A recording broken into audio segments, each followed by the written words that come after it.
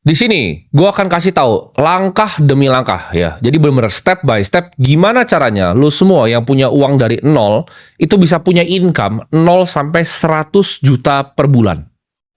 Gue pengen kasih tahu kalian bahwa 100 juta per bulan untuk income itu sedikit ya. Banyak orang yang bisa menghasilkan 100 juta rupiah per bulan.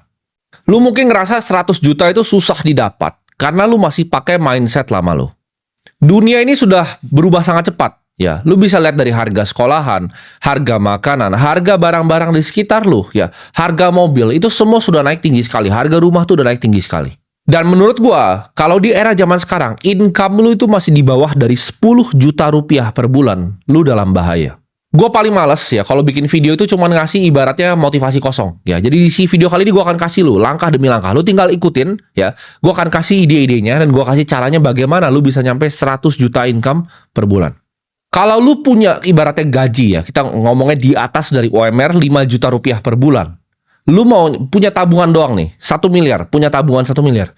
Lu perlu kerja berapa lama? Jawabannya adalah lu butuh kerja selama 200 bulan. Itu 17 tahun lu nggak makan, lu nggak minum, lu baru bisa nabung duit 1 miliar. Itu lu udah nggak makan, nggak minum, ya nggak bayar uang kos, nggak bayar uang sewa, nggak bayar uang transportasi. Jawabannya tidak mungkin. Itu mustahil. Lu harus pakai cara yang lain. Sistem ini memang didesain ya, orang-orang seperti lu itu dijadikan roda untuk penggerak ekonomi ya. Cuman diri lu sendiri nggak akan benar-benar bebas dari jeratan finansial ketika lu cuma punya gaji di atas sedikit bahkan dari UMR. Jadi kalau income lu itu masih di bawah dari 10 juta, lu in trouble. Jadi stop mimpi kalau lu kerja dengan UMR, lu bisa kaya. Mau seberapa jago lu berinvestasi, lu bisa return 50%, 60%, lu bisa kalahin Warren Buffett. Itu hasilnya nggak akan jadi hasil yang signifikan kalau income lu masih kecil. Income yang kecil bikin lu savingnya bisa kecil gitu. Saving kecil bikin lu nggak bisa berinvestasi. Untuk bisa dapetin 100 juta per bulan, lu harus stop yang namanya jualin waktu lu. Karena waktu lu tuh cuma 24 jam. Ya, waktu itu terbatas untuk dijual. Yang lu jual itu harus value, ya, harus skill yang lu jual. Langkah pertama adalah lu lupain bahwa edukasi tradisional itu bisa ngebantu lu. Kan lu diajarin dari dulu, lu harus sekolah yang rajin, sekolah yang pintar, punya nilai yang bagus, selalu kerja. Itu lu harus lupain. Lu lupain ijazah lu. Karena market sekarang itu nggak nge-value orang yang punya ijazah. Semua yang pernah kerja sama gua, itu yang penting dia punya skill, dia bisa kerja, dia punya work ethic, dia punya skillnya, silakan. Ya. Jadi, game dari mendapatkan uang atau value creation itu sama ya. Itu nggak peduli lu sekolah di mana, nggak peduli ijazah lu apa. Tapi market ini punya problem, apakah lu bisa ciptakan value untuk solve problem ini. Nanti ini kan gua bahas dengan detail. Menurut gua ya, di dekade ini cuma ada 2 skill ya yang bisa bikin lu punya income yang besar. Skill pertama yang gua akan bahas adalah skill building ya. Building ini apa maksudnya? Adalah building produk. Antara building produk yang bisa nge-service orang lain ya, bisa jadi jasa untuk orang lain. Jadi building kuncinya. Dan building ini jauh lebih gampang karena era zaman sekarang tuh udah ada AI. Kalau teman-teman suka tanya gue ya, Timothy ini harus ulang dari nol lagi. Gue akan mungkin mulai jadi seorang builder ya. Walaupun gue nggak bisa coding, gue akan belajar ya. Gimana caranya gue bisa vibe coding pakai AI. Gimana caranya gue bisa manfaatkan AI untuk bantu gue coding. Gue akan belajar skill building. Karena ini akan jadi skill paling mahal yang lo akan pernah punya. Gimana caranya lu bisa bikin sebuah produk? Gimana caranya lu bikin sebuah software ya? Yang ini semuanya akan mempermudah hidup orang lain. Dan somewhat ada integrasinya dengan artificial intelligence. Contohnya ya, buat orang-orang yang bikin konten seperti gue seperti ini. Kalau lu bisa bikin software, gimana caranya bikin AI content factory ya? Jadi ketika gue upload ini, AI lu udah potong, lu bikin sistem distribusinya sendiri. Itu software yang kalau lu tawarin ke gue ya. Jadi ini by the way kalau ada yang punya softwarenya atau punya skillnya untuk bikin software seperti ini, silahkan lu DM gue atau DM tim gue. Ya, ini memang dibutuhkan oleh banyak orang. Ya, ini dibutuhkan oleh banyak media. Ini banyak yang butuhkan gitu. Jadi kalau lu punya skill seperti ini, lu pasti bisa dapetin income besar. Ya, lu tinggal datang aja ke gue. Lu buktiin bahwa ini bisa nih. Gitu. Ini gue akan kasih lu langsung, gue akan lempar ke kalian semua ide-ide yang gue pikirkan sendiri ya. Kalau gue harus mulai dari nol atau bahkan service dan jasa yang gue butuhkan dengan skill building ini. Balik lagi, kenapa gue lempar idenya ke kalian? Ide itu sampah ya. Semua orang bisa punya ide, siapa yang bisa eksekusi. Ketika gue lempar ide ini, ada yang akan cuma diam di situ. Gimana ya? Maksudnya apa ya? Gue nggak ngerti ya. Sedangkan ada orang lain yang oke, langsung kayak momennya light bulb gitu. Otaknya ada, lampu nyala, oke, kita langsung eksekusi, kita langsung mulai. Kita pikir gimana caranya gitu.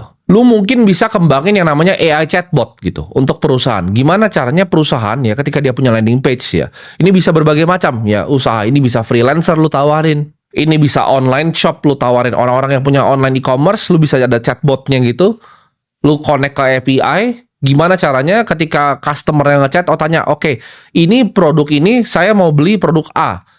Dia tahu produk knowledge-nya, dia bisa jualin customernya. Conversion rate website-nya makin tinggi. Lu bisa kasih harga misalnya 10 juta nih untuk nge-setup semuanya dan 1 juta setiap bulannya untuk maintenance, ya.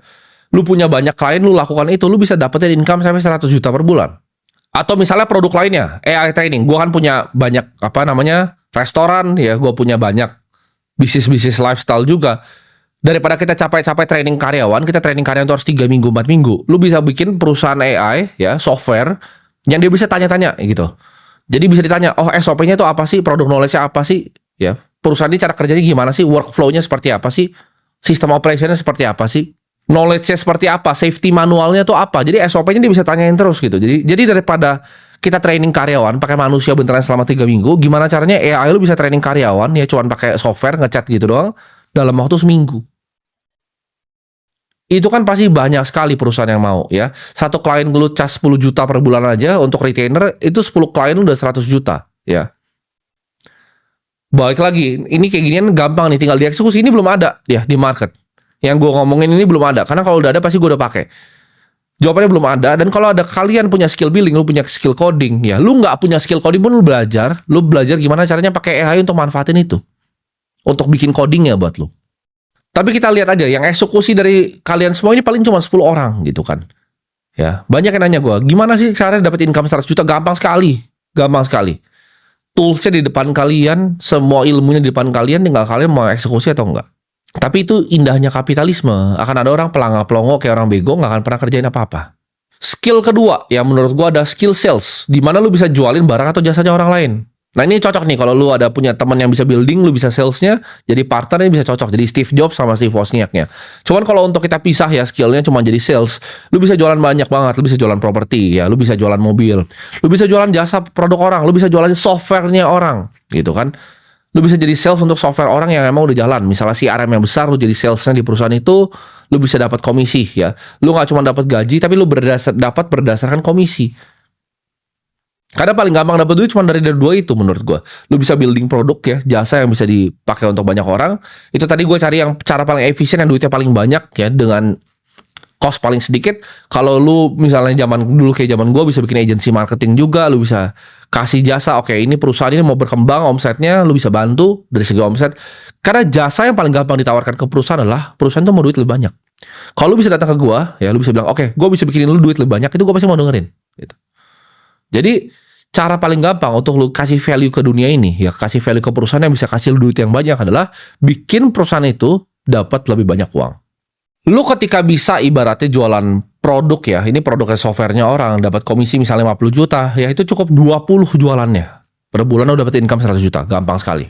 Nah setelah 100 juta pertama lalu apa? Ya kan kebanyakan orang hancur hidupnya di sini, mereka ngasal ya. Tapi lu progresnya dari 0 sampai 100 juta ketika dapat income, lu harus belajar ya namanya saving. Jadi pengeluaran itu jangan lebih besar dari pendapatan. Jangan kebanyakan gaya, jangan beli baju ya. Dapat 100 juta dan what nih? Ini saatnya lu berperang gitu. Lu berperang sama diri sendiri. Oke, gue cuma mau kan spending 5 juta. Kalau bisa 95 juta, kalau bisa gue tabung. Gue cuma spending 10 juta, kalau bisa 90 juta gue tabung. Maksimal banget gue udah bergaya, gue masih makan-makan di restoran, gue spending 20 juta, 80 juta tuh harus ditabung.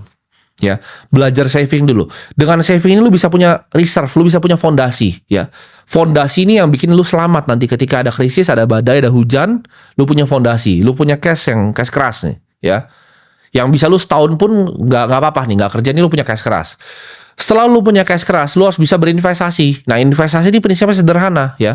Lu cari beberapa aset yang lu paham betul. Cukup 3, nggak perlu banyak-banyak. Misalnya Bitcoin, misalnya BCA, misalnya S&P 500. Simple, lu bagi 3 gitu kan. Lu punya fondasinya, lu bagi 3 investasinya, lu punya income, lu taruh situ terus. Gue yakin lu pasti jadi orang kaya. Ya.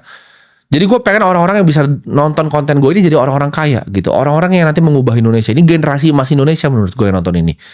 Jadi lu fokus gitu kan. Lu bikin income yang besar ya. Income yang banyak gitu. Cara dari mana? Tadi lu bikin skill building ya. Antara bikin software, lu bikin jasa. Oke, apalagi yang lu bisa lakukan? Lu bisa jualin orang gitu. Lu gak punya waktu nih untuk bikin coding. Lu gak bisa coding, lu emang bego lah dari bawaan lahir gitu kan. Oke, lu jadi sales. Lu jualin mobil orang. Lu jualin properti orang. Jangan ketika lu baru punya duit sedikit ya buat kelihatan sukses sama teman-teman lu di Instagram, lu udah bergaya-bergaya gitu ya. Beli barang-barang mewah padahal duit itu belum punya. Pakai hasil kerja keras lu ya untuk beli aset ya. Karena di dunia kapitalisme ini aset itu akan naik terus ya. Kalau kita lihat global stock aja secara 100 tahun terakhir itu naik sekitar 9-10% gitu. Jangan mau ketinggalan sama compounding interest. Roadmap-nya udah gue kasih ya. Memang kelihatannya simple tapi nggak gampang. Kelihatannya simple tapi nggak banyak yang mau lakuin. Kelihatannya simple tapi nggak banyak yang disiplin. Butuh effort ya. Untuk bikin software seperti itu mungkin lo harus ngunci diri lo di kamar selama 3 bulan. Tapi nggak masalah gitu. Gue juga dulu ngunci diri gue di kamar. Gue sourcing produk. Gue cari ini barang-barang apa yang dari Cina yang bisa gue jualin. Gue akhirnya ketemu sedotan. Gue sourcing pabrik ya. Itu gue ngurung diri gue gitu loh. Gue belajar investasi. Gue belajar semua. Gue ngurung diri. Gak masalah. Lu 3 bulan gak lihat cahaya matahari itu gak masalah. Gitu. 6 bulan lu bikin software. Tapi itu akan ada hasilnya nanti. Untuk lu bisa jadi sebuah sales yang baik, mungkin lu mesti coba 200 kali. Lu ditolaknya 200 kali nih baru closing sekali. Lu 100 kali ditolak aja udah nyerah. Mungkin lu ditolak tuh 200 kali gitu. Lu nawarin orang rumah ditolaknya 200 kali. Lu nawarin orang ini mobil di mall 200 kali. 1000 kali ditolak baru satu yang beli. Tapi at least lu tahu angkanya. Lu perlu ditolak 5.000 kali berarti buat 5 orang yang beli. Ketika lu improve skill sales lu dari 1.000 orang yang lu tawarin mungkin 5 yang beli. Gitu loh. Lu mau jualan 20 ya kan? Ya udah cari 4.000 orang. Gimana caranya? Lu cari di jalan, lu telepon, lu cari database orang. Dunia ini tentang kerja keras gitu. Kita namanya sebagai manusia, ya kita mau cari nafkah, nggak ada yang namanya nggak kerja keras. Makin lama lu males, ini makin banyak uang dicetak loh. Jangan salah ya, makin lu males, uang makin banyak dicetak. Harga barang-barang makin mahal, anak lu nanti nggak bisa sekolah. Lu makin males, ini makin banyak kompetitornya nih. Ini gue bikinin kompetitor-kompetitor lu yang punya ide banyak, yang punya mindset yang bagus. Semua yang nonton gue ini akan berkompetisi lawan kalian semua. Makanya kalian gak perlu belain gue ketika ada yang ngomong, oh ngapain sih nonton Timothy bagus gitu kan. Karena itu satu kompetitornya tambah gak ada. Ini kalian yang nonton-nonton ini akan kompetisi sama kalian untuk main di game kapitalisme ini. Semua itu masalahnya cuma ada di otak gitu, di mental. Lu berani nggak ngambil resikonya untuk bikin software seperti itu? Lu berani nggak ngambil resikonya untuk jadi sales jualan di jalan panas-panasan? Banyak orang yang bohong bilang bahwa lu punya waktu. Lu nggak punya waktu. Ya waktu lu tinggal sebentar lagi. Berani nggak lu capek di saat orang lain tidur? Di saat semua orang habis nonton ini lanjut scrolling hal nggak jelas lagi. Brain rot, otaknya jadi bego gitu. Tapi kalau lu beneran serius ya mau ngubah nasib lu janji sama diri lu bahwa ini adalah tahun terakhir saya menjadi seorang pecundang. Saya mau merubah hidup saya mau dengerin ya, mau masukin mindset-mindset yang bagus, saya mau ngubah hidup saya. Orang itu kebanyakan cuma jadi budak uang. Kalau kita udah kaya, kita punya mentalnya berbeda. Ya uangnya sekarang gue budakin, uang gue suruh kerja gitu kan. Uangnya gue suruh beli perusahaan bagus, uangnya gue beliin orang-orang gitu. Uangnya yang kerja buat gue, bukan kebalik. Lu di level lu kebanyakan lu jadi budaknya uang. Kebanyakan mikirin cuma problemnya uang. Gue senang ya ngajarin kalian semua di sini karena gue percaya ya semua yang nonton ini akan jadi generasi emas Indonesia di 2045 ya. Gue percaya ini akan jadi negara yang besar. Kalau semua orang itu di sini income-nya besar ya kan, bikin kemakmuran, kalau bisa bikin lapangan pekerjaan untuk orang banyak, lalu kalian rajin berinvestasi supaya capital marketnya juga berkembang ya. Jadi itu mimpi gue dan sampai jumpa di puncak.